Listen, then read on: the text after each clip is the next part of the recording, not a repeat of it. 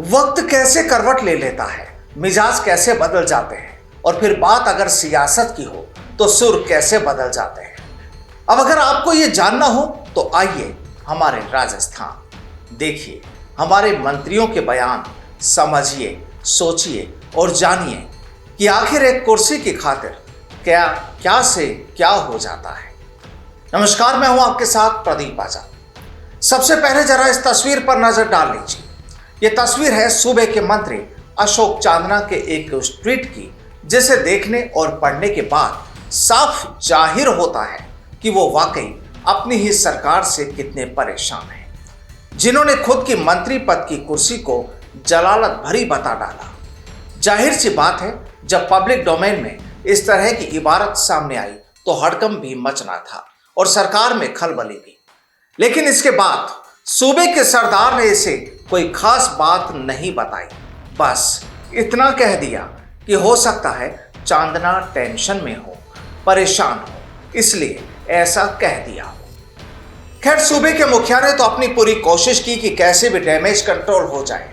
अब जाहिर सी बात है कि जब इस तरह का मामला सामने आए और विपक्ष अपने तेवर ना दिखाए, कटाक्ष ना करे, आखिर कैसे हो सकता है। अब विपक्ष ने इस पूरे मामले पर क्या कहा वो भी आपको बताएंगे, लेकिन इससे पहले आपको बताते हैं कि चांदना के इस ट्वीट और सीएम के बयान के बाद आखिर क्या हुआ। दरअसल इस मामले के बाद चांदना अशोक गहलोत से मिलने के लिए चले गए, लेकिन जलालत भरे मंत्री पद से मुक्ति का ट्वीट करने वाले खेल मंत्री अशोक चांदना को सीएम अशोक गहलोत से मिलने के लिए लंबा इंतजार करना पड़ा। जब पहली कोशिश नाकामयाब हो गई तो फिर दूसरे प्रयास में शाम को अशोक चांदना को मुख्यमंत्री का 10 मिनट का वक्त मिल पाया। 10 मिनट की इस मुलाकात में अशोक चांदना ने मुख्यमंत्री के सामने अपने ट्वीट को लेकर सफाई दी और अपनी परेशानी बताई। अब कहा जा रहा है कि इस मुलाकात में गहलोत ने कहा कि अपनी बात को कहने का यह तरीका सही नहीं है, आपको ट्वीट पर अपनी बात कहने की बजाय मुझसे आकर सीधे मिलना चाहिए था। बहरहाल मुलाकात हुई, बात हुई और अपने दूसरे ट्वीट में चांदना ने सुर बदल लिए, या यूं कहा जाए कि सुर बदलवा दिए गए। मुख्यमंत्री अशोक गहलोत से मुलाकात के बाद खेल मंत्री चांदना ने फिर प्रतिक्रिया ट्वीट के जरिए ही दी। ट्वीट लिखते हुए मुख्यमंत्री अशोक गहलोत को राजस्थान कांग्रेस परिवार का अभिभावक बताया। कहा, माननीय मुख्यमंत्री जी से सभी विषयों पर सार्थक एवं लंबी चर्चा हुई। वे राजस्थान कांग्रेस परिवार के अभिभावक हैं, जो निर्णय करेंगे वो सही करेंगे।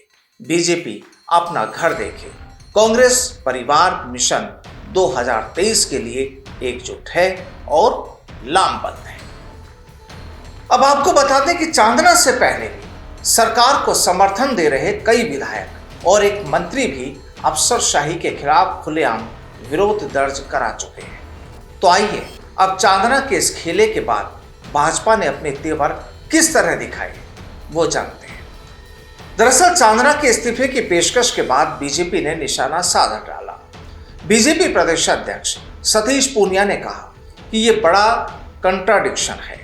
उन्होंने कहा कि गहलोत ने ऐसे विधायकों को मंत्री बना रखा है जो खेल करवाने से ही दबाव में आ रहा है। यह हंसी और दुर्भाग्य की बात है। जब कोई मंत्री पद की शपथ लेता है, ईश्वर को साक्षी मानकर दायित्वों को निभाने की बात करता है, तो जलालत की बात कहां से आई। जब शपथ ली होगी तब इस बात को चांदना ने ध्यान में रखा होगा। पुनिया के मुताबिक दूसरा पक्ष ब्यूरोक्रेसी का है। उन्होंने कहा कि मुख्यमंत्री अशोक गहलोत की एक आदत है कि वो अपने नेताओं और कार्यकर्ताओं पर भरोसा कम करते हैं और नौकरशाही पर ज्यादा भरोसा करते हैं। यह अंदरूनी विरोध इस सरकार में अक्सर देखने को मिलता है। कई सरकारों में इस बात की चर्चा जरूर होती है, लेकिन इस समय चांदना ने जो ट्वीट किया है, मुझे लगता है यह कांग्रेस में अंदरूनी विरोध और आंतरिक राजनीति का उदाहरण है। पुनिया ने कहा कि बड़ी विचित्र सी बात है कि जब मुख्यमंत्री कह रहे हैं कि हमने राजस्थान की काया पलट कर दी, कांग्रेस को दोबारा जिंदा कर देंगे, पार्टी को नए संकल्प के साथ खड़ा कर देंगे, उसी समय मुख्यमंत्री कहें कि चांदना ओलंपिक करवा रहे हैं इसलिए दबाव में है। ऐसे दबाव वाले आदमी को मंत्री पद पर रखना ही नहीं चाहिए, जो सरकार और प्रदेश का बड़ा नुकसान कर दे। तो कहानी केवल इतनी सी है कि सियासत को बस मौका चाहिए होता है, जब भी मौका मिले बस सियासी तीर छोड़ दिए जाए। लेकिन ये सियासी तीर बस आपस में टकराते हैं, आवाज होती है और फिर पलटवार होता है। अब जब राजस्थान में विधानसभा चुनाव का माहौल बन रहा है तो जाहिर है कि कांग्रेस हो या फिर भाजपा, दोनों ही खुद को साबित करने में जुटी है। लेकिन हाँ, पब्लिक पूरा तमाशा जरूर देख रही है। नमस्कार।